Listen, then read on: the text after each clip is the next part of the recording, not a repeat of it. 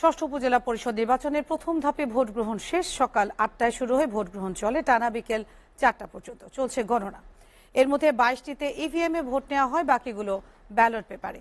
সার্বিকভাবে ৩০% কাছাকাছি ভোট পড়ার খবর মিলেছে। সুষ্ঠু নির্বাচনের লক্ষ্যে পর্যাপ্ত আইনশৃঙ্খলা বাহিনী মোতায়েনের পাশাপাশি জেলা নির্বাহী ম্যাজিস্ট্রেটরা সব উপজেলায় সক্রিয় রয়েছে। প্রতিনিধিদের তথ্যচিত্রে প্রতিবেদন। ঢাকার কেরানীগঞ্জ উপজেলা পরিষদ নির্বাচনে একটি কেন্দ্রের একটি কক্ষে প্রথম ১ ঘণ্টায় ভোট দিয়েছেন মাত্র একজন। এদিকে ঝিনাইদহ শহরের ওয়াজির আলী স্কুলে সকাল ৯:৩০ পর্যন্ত কোনো ভোটার উপস্থিতি ছিল না। অন্য কেন্দ্রেও ভোটার উপস্থিতি দেখা যায়নি। বৃষ্টির কারণে রংপুরের কাউনিয়া ও পীরগাছা উপজেলায় ভোটার উপস্থিতি কম।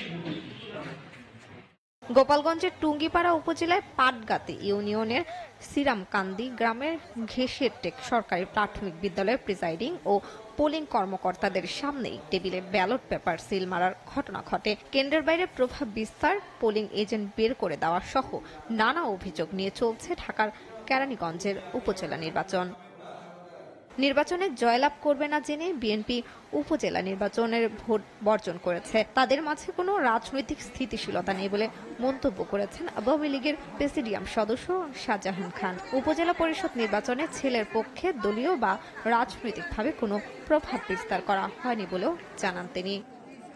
SATV news desk.